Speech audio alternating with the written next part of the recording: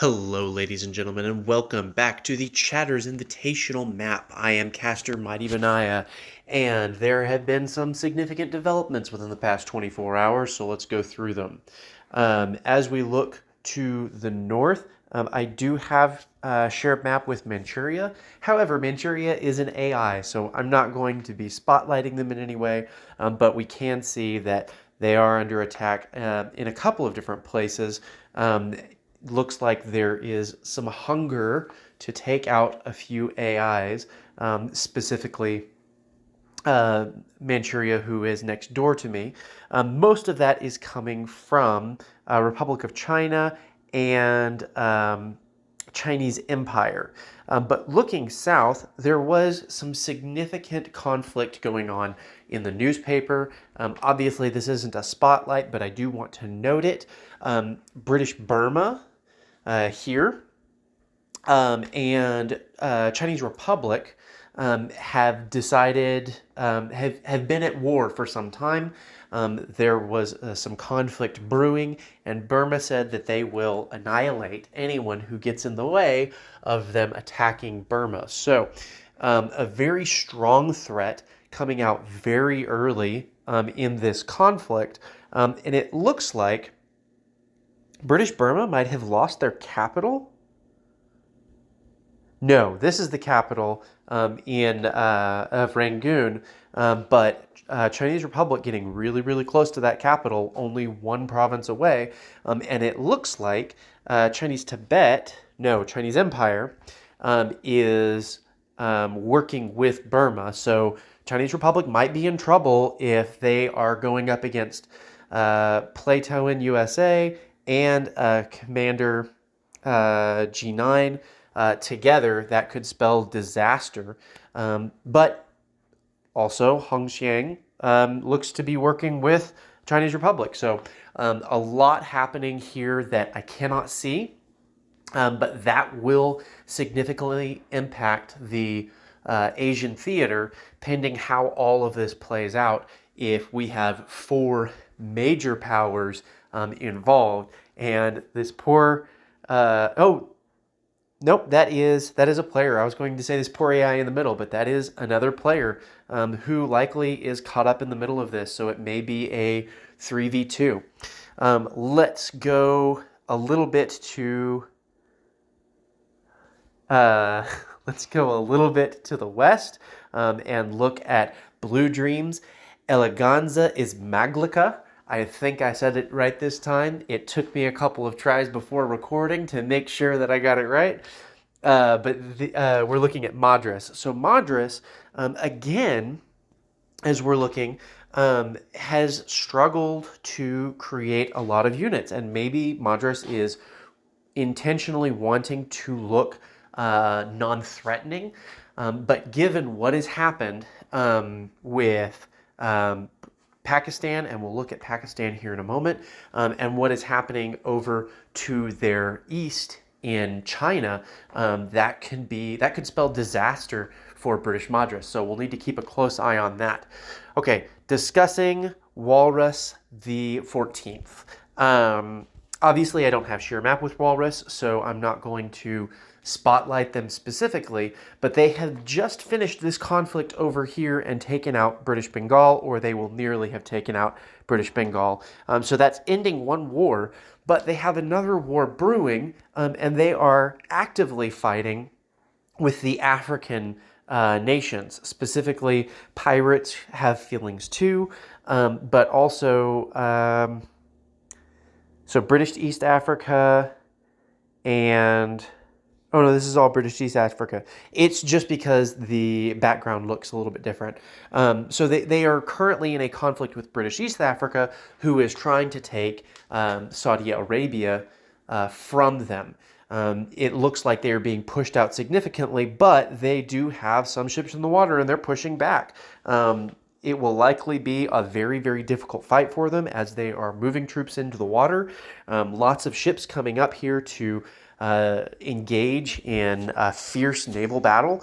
So good luck to Walrus. Thankfully, his capital is not next to the ocean, so it's a little bit more insulated, but it's also prone to attack from Dorado, Chinese Saiking, who is right next to his capital. I believe that they are allies as of right now, but if that changes at all, that puts Walrus in serious trouble, which means Donrado, Chinese Saiking, can exert pressure over Walrus to do what he wants. So that's a rough spot to be in for Pakistan.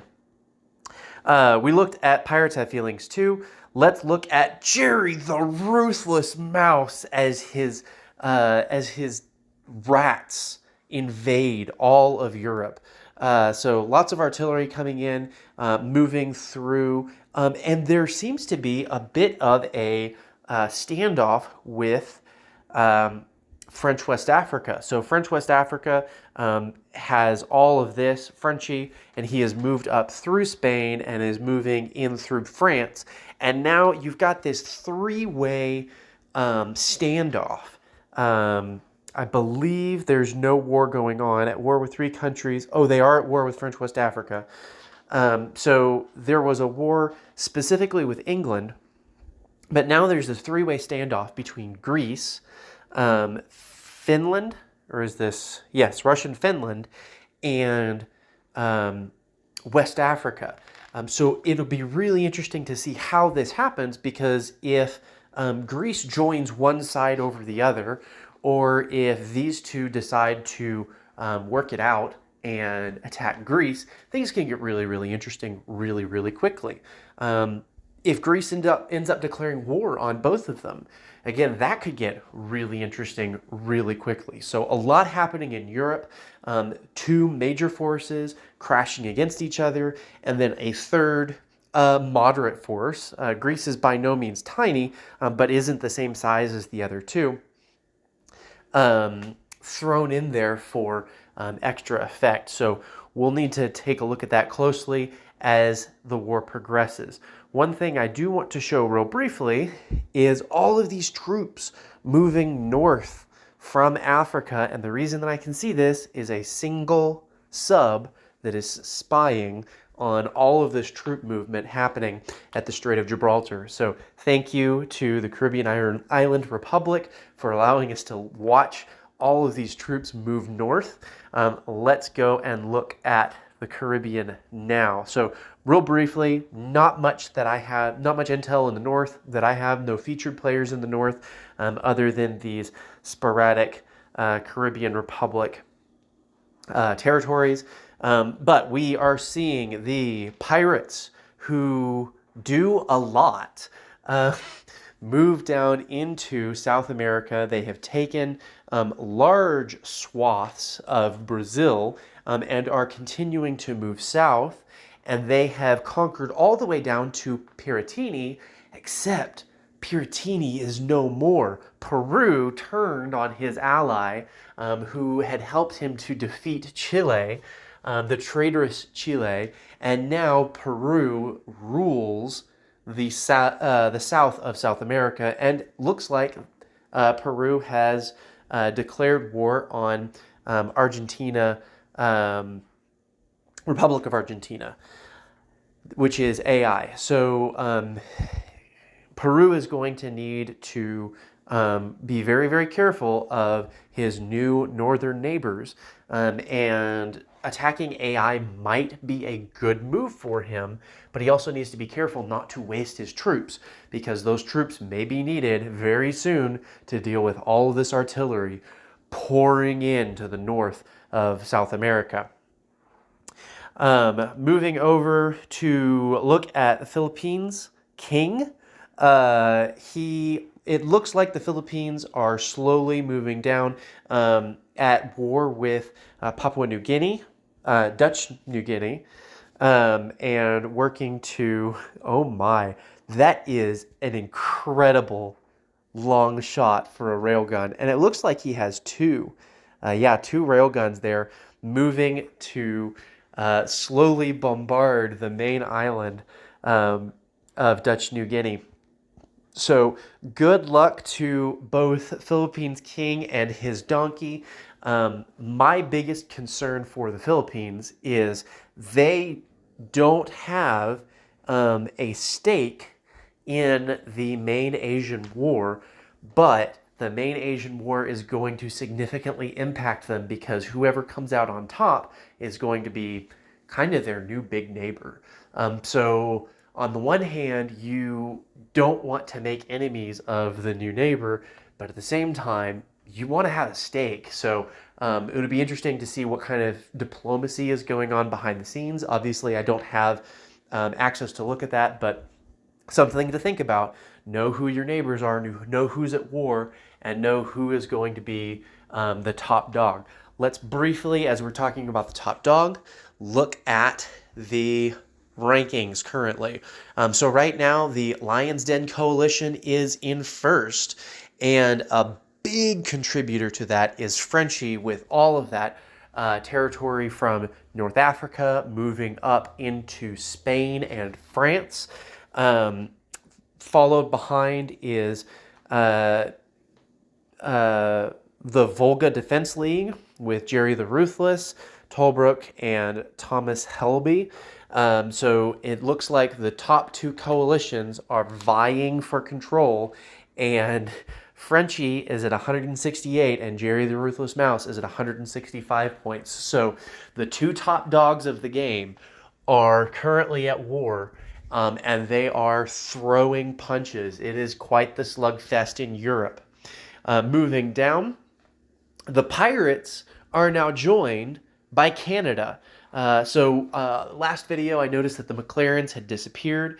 The McLarens were dissolved, and one of the main individuals of the McLarens has now joined the Pirates. So I believe it was Robin Scherbatsky has put on an eye patch and grabbed a sword and is now swinging in the Caribbean.